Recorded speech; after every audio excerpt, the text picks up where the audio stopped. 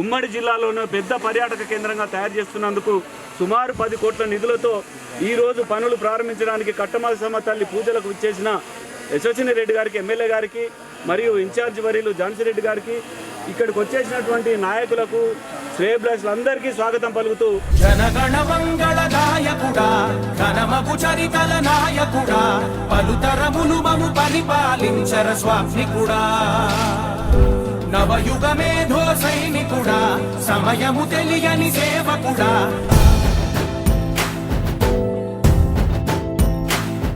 పనులు ప్రారంభించడానికి అంటే ఫస్ట్ జంగిల్ క్లియరెన్స్ తోటి మొదలు పెట్టుకొని ఈరోజు స్టార్ట్ చేస్తున్నాము.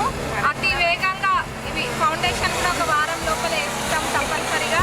ప్రతి ఇల్లు నిన్నే నిన్నే పిలిచింది.